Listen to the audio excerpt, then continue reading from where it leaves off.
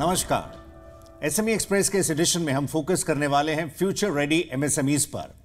तेजी से बदलते दौर के लिए माइक्रो स्मॉल मीडियम एंटरप्राइजेस को कैसी तैयारी करनी होगी, क्या रणनीति बनानी होगी ताकि कहीं वो पीछे न रह जाएं। आज हम इसी पर मंथन करने वाले हैं।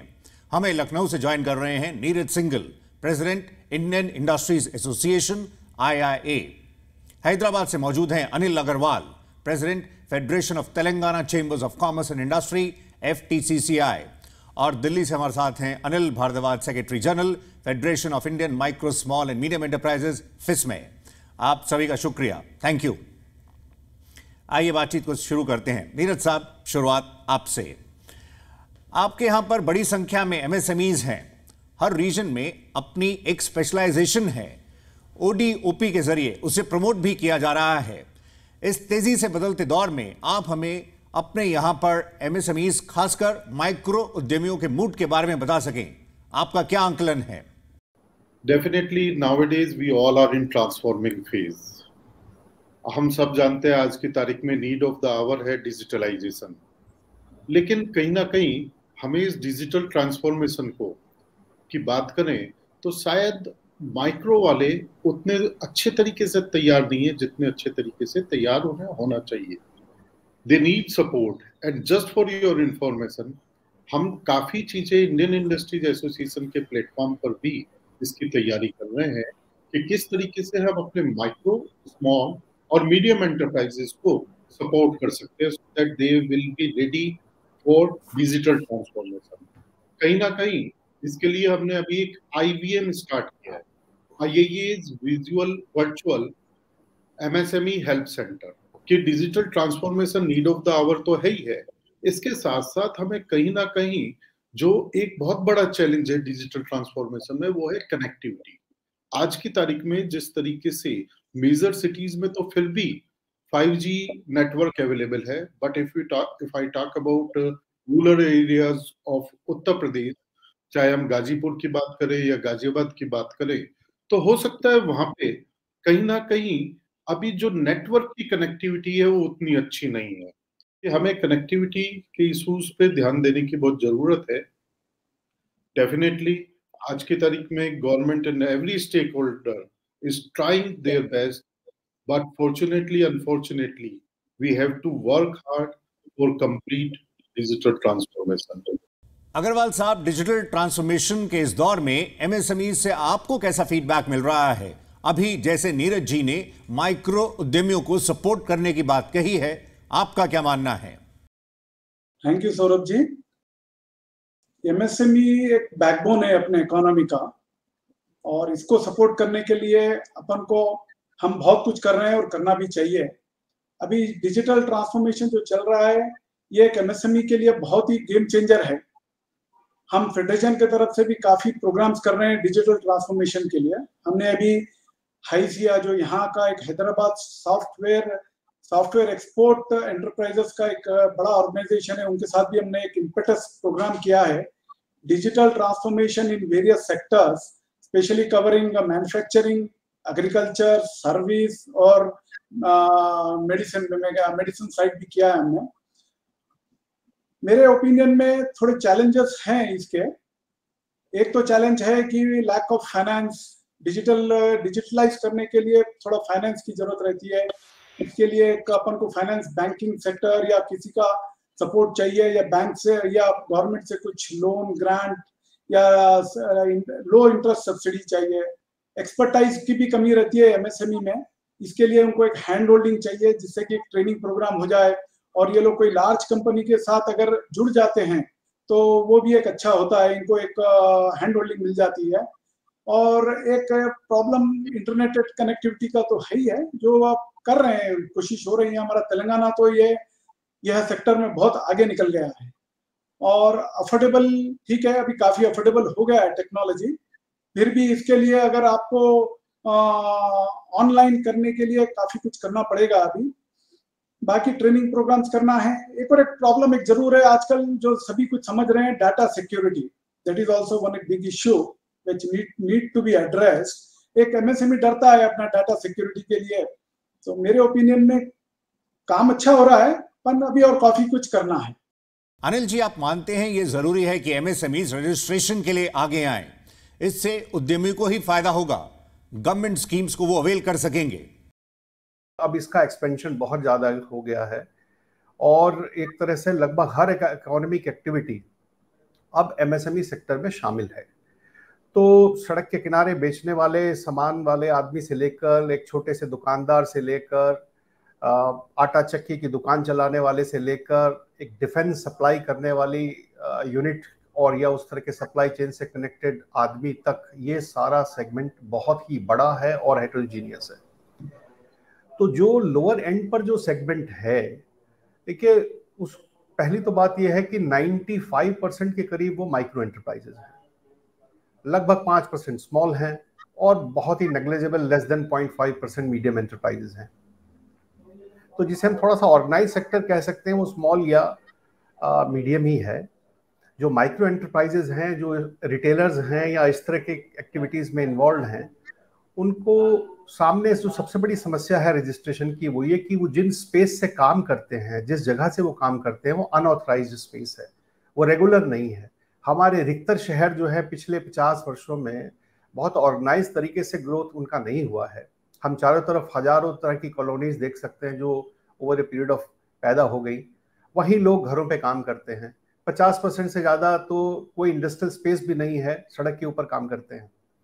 तो ये बैकग्राउंड आप यदि समझें तो आप देखेंगे कि अधिकतर आदमी रजिस्ट्रेशन कराना नहीं चाहेंगे, क्योंकि रजिस्ट्रेशन कराते ही उनका जो हाउस टैक्स है वो डबल हो जाएगा, उनका इलेक्ट्रिसिटी टैरिफ डबल हो जाएगा क्योंकि वो घर से ऑपरेट कर रहे हैं, और पानी का किराया दिल्ली जैसी जगह में तो लगभग वाटर का जो चार्जेस है वो 11 टाइम्स हो जाएगा। तो आप इंसेंटिव तो छोड़िए, एक भारी डिसइंसेंटिव है मेजॉरिटी ऑफ एमएसएमईज के लिए कि वो अपने आप को रजिस्टर कराएं। अनिल जी, जैसे आपने बताया रजिस्ट्रेशन को लेकर चुनौतियां हैं, आइए अब हम फॉरेन ट्रेड पर राय लेते हैं। एमएसएमईज का एक्सपोर्ट्स में भी बड़ा योगदान है। नीरज जी, जिस तरह की मार्केट्स में डिमांड स्लोडाउन है, इसका असर एक्सपोर्ट्स पर हो रहा है। वैसे एक्सपोर्ट्स के फ्रंट पर नए बाजारों में नए मौकों को बनाने के लिए कई मोर्चों पर काम करना जरूरी है। ऐसे में ग्लोबल एग्जीबिशंस हो, ट्रेड फेयर्स हो, इनमें पार्टिसिपेशन को आप कैसे देखते हैं? Everybody is talking about local to global, and global के लिए कहीं ना कहीं एग्जीबिशंस और ट्रेड फेयर्स में हमें पार्टिसिपेट करना बहुत जरूरी है। देखिए, गवर्नमेंट ऑफ इंडिया और स्टेट गवर्नमेंट दोनों चाह रहे हैं कि यहाँ का जो माइक्रो स्मॉल मीडियम एंटरप्रेन्योर है वो किसी भी तरीके से अपने प्रोडक्ट को ना सिर्फ राष्ट्र में बल्कि विदेशों में भी उसको बेचे। उसके लिए हमें ऐसा लगता है कि एग्जीबिशन और ट्रेड फेयर जो ग्लोबली हो रहे हैं उनमें पार्टिसिपेशन होना बहुत जरूरी है।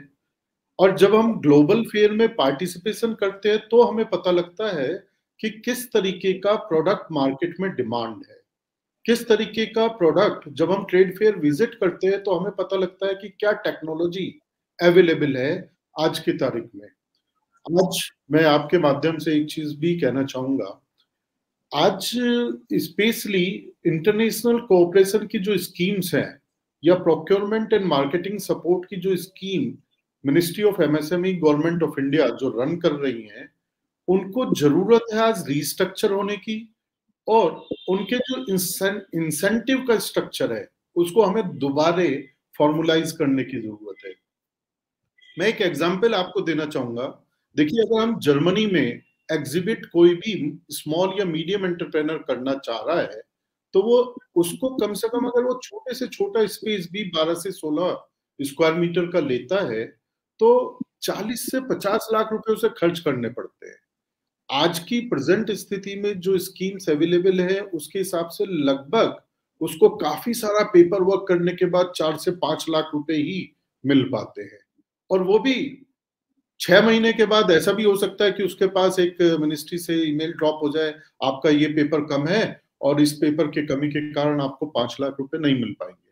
तो मेरा आपके माध्यम से कहीं ना कहीं एक रिक्वेस्ट यही है कि आज सरकार को जरूरत है, अगर if they want from local to global to support MSME, we must rethink and restructure the incentive policy of participation in global exhibition and trade fairs, तभी हम शायद फ्यूचर रेडी एसएमई कर पाएंगे, जो आपका कहीं ना कहीं मोटो भी है कि एसएमई को फ्यूचर रेडी होना बहुत जरूरी है। अनिल जी, एफटीए फ्रंट पर जो तमाम डेवलपमेंट्स हो रही हैं, जो नई संभावनाएं आ रही हैं, क्या किसी फैसिलिटेशन सेंटर के जरिए एमएसएमईज की हैंड होल्डिंग की जा सकती है? अब जो करंटली हम एफटीएस पर फोकस कर रहे हैं, राइटली हम उन कंट्रीज के साथ कर रहे हैं कि जो डेवलप्ड कंट्रीज हैं और जहां पर जो हमारे कंपीटिंग नेशंस हैं उनके साथ उस मार्केट में हम compete करते हैं। और यदि उन कंट्रीज में हमारा एफटीए होता है तो बांग्लादेश के साथ compete करने में, इंडोनेशिया के साथ compete करने में, वियतनाम के साथ compete करने में हमें बहुत ज़्यादा एडवांटेज मिलेगा। तो ये नए जो सेट ऑफ एग्रीमेंट्स हैं, खासकर जो डेवलप्ड कंट्रीज यानी कि यूरोपियन यूनियन के साथ, यूके के साथ, कनाडा के साथ, ऑस्ट्रेलिया के साथ हो रहे हैं या हो चुके हैं, ये बहुत ही ज़्यादा बड़े गेम चेंजर हैं।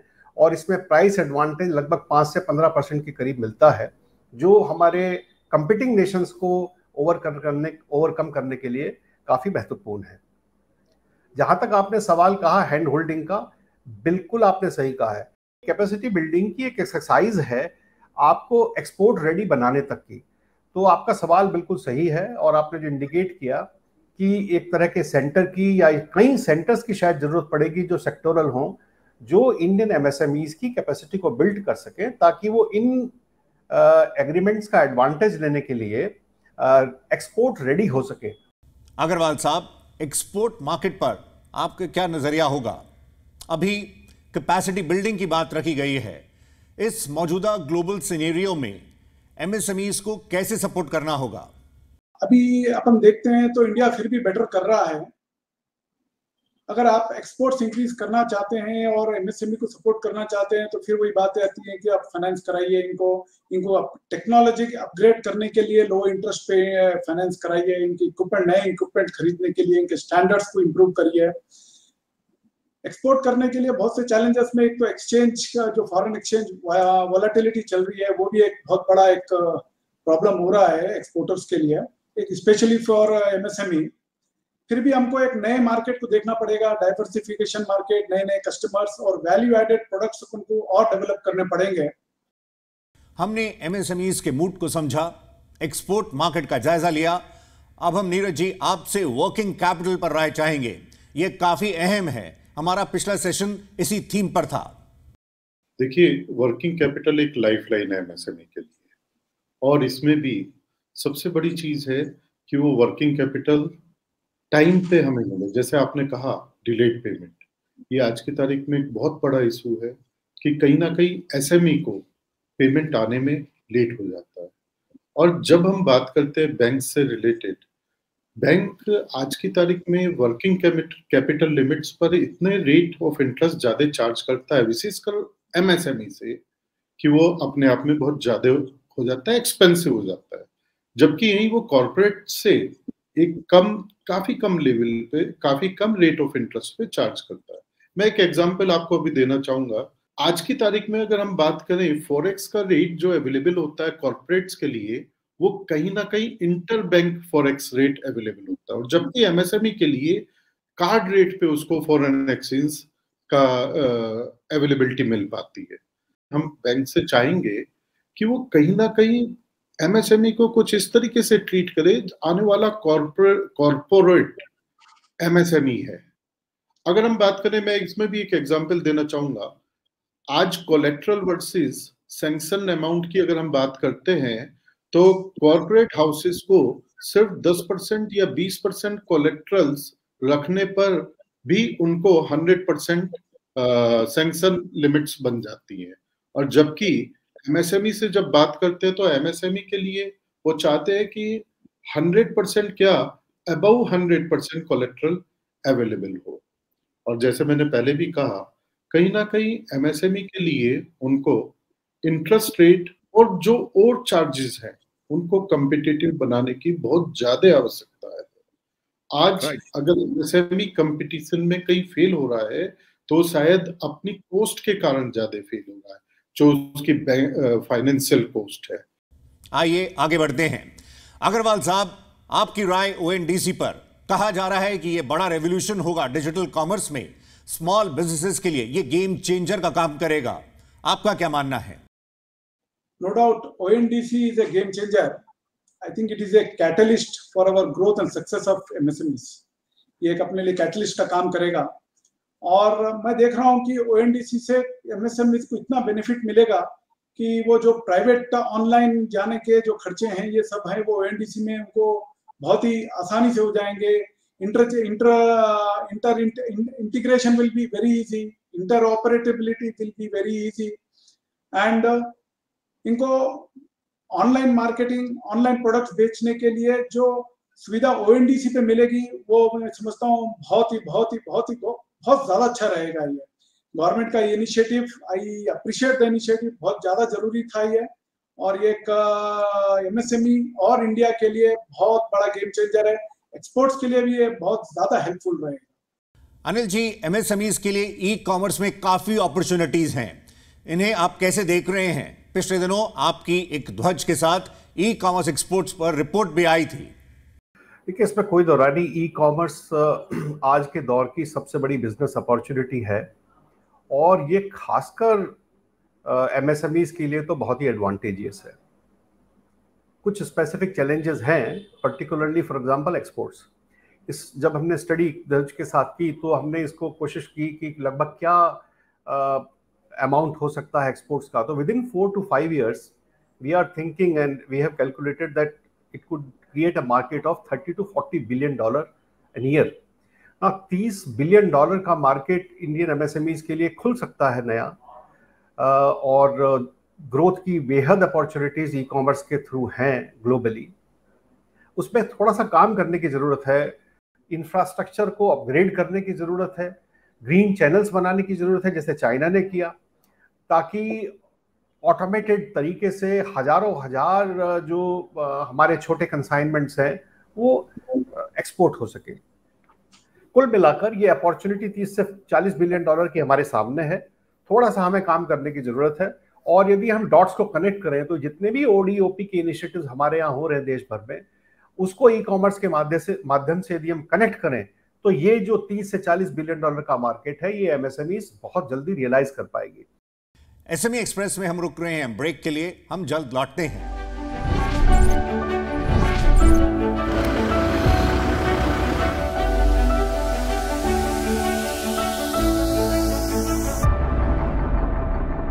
वेलकम बैक, आप देख रहे हैं SME एक्सप्रेस। आज फोकस फ्यूचर रेडी MSMEs पर। आइए चर्चा को आगे बढ़ाते हैं। आइए अब फाइनल कमेंट्स की तरफ बढ़ते हैं। Neeraj ji, ESG good practices adopt करने को लेकर MSMEs को कैसे प्रोत्साहित किया जा सकता है? देखिए, ESG का सबसे, आपने जो एनवायरनमेंट, सोशल एंड गवर्नेंस की बात कर रहे हैं, नो डाउट इसको हमें MSME में बहुत ज़्यादा एनकरेज करने की ज़रूरत है और उसके लिए कहीं ना कहीं देखिए गवर्नमेंट ऑफ इंडिया और शायद स्टेट गवर्नमेंट काफ़ी चीज़ें चला भी रही है। जैसे हम बात करें, आज गवर्नमेंट ऑफ इंडिया ने एक अच्छा सर्टिफिकेशन प्रोग्राम JDD करके चला रखा है, zero defect and zero effect. कहीं ना कहीं जो जितने भी एंटरप्रेन्योर्स हैं या माइक्रो स्मॉल मीडियम एंटरप्राइजेस वाले हैं, सरकार चाहती है कि किसी भी तरीके से उनका फोकस क्वालिटी पर आए और एनवायरनमेंट पर भी आए। इसके साथ साथ कहीं ना कहीं भारत सरकार को कुछ अवेयरनेस प्रोग्राम, कुछ और स्कीम्स इस तरीके से लानी पड़ेगी। इसमें एक इम्पोर्टेंट स्कीम ये हो सकती है कि जब भारत सरकार या कोई भी स्टेट गवर्नमेंट कोई भी चीज परचेज कर रही है तो वो उसमें कुछ प्रिविलेज ऐसे SMEs को दे जो ESG को अपनी यूनिट पर ऑलरेडी रन कर रहे। अग्रवाल जी, आप क्या मानते हैं, ESG को लेकर क्या MSMEs को किसी तरह के इंसेंटिव्स देने की जरूरत है?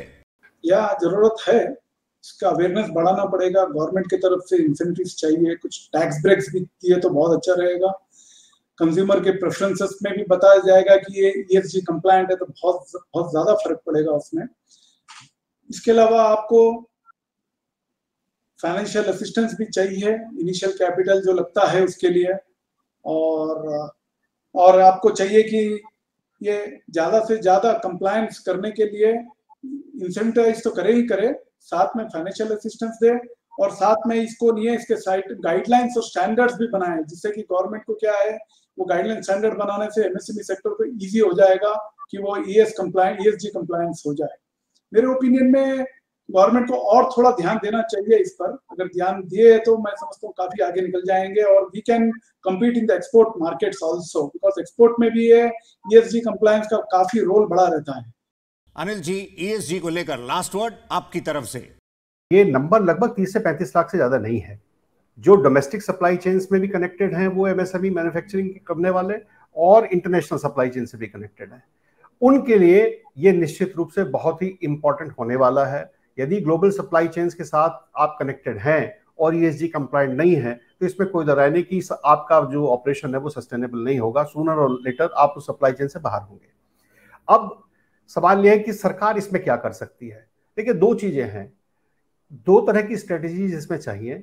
एक तो पुश स्ट्रेटेजी जिसको बोलते हैं, और एक है पुल स्ट्रेटेजी। पुश स्ट्रेटेजी का मतलब है कि कुछ कानूनों में तो हमें बदलाव करने की जरूरत है, अपने यहाँ रेगुलेटरी एनवायरनमेंट को ऐसा बनाने की जरूरत है कि एमएसएमई कंप्लायंट करने की तरफ बढ़े। दूसरा है इंसेंटिव क्या क्रिएट किए जाएं, एक पुल इफेक्ट कैसे क्रिएट किया जाए। आई थिंक सरकार को ग्लोबल सप्लाई चेन्स के साथ बैठ के, और जो बड़ी प्रोक्योरमेंट एजेंसीज हैं उनकी अपनी, उनके साथ बैठ के कुछ इस तरह के प्रोग्राम जरूर बनाने चाहिए। जैसा नीरज जी ने भी कहा कि जेड की स्कीम है, तो यदि कोई जेड सर्टिफाइड है तो उसको कैसे इंसेंटिवाइज करें प्रोक्योरमेंट में, उसको कैसे एनकरेज करें। किसी ने सर्टिफाई किया है तो उसको कुछ फायदा है क्या? अभी फिलहाल उसका कोई फायदा नहीं है। तो एसएमई एक्सप्रेस के इस सेशन में इतना ही। पार्टिसिपेट करने के लिए Neeraj Singhal, president IIA, Anil Agarwal, president FTCCI, और अनिल भारद्वाज साहब, सेक्रेटरी जनरल FIS में, आप सभी का शुक्रिया, थैंक यू। अगले एडिशन में मुलाकात होगी एक नई थीम के साथ। फिलहाल नमस्कार।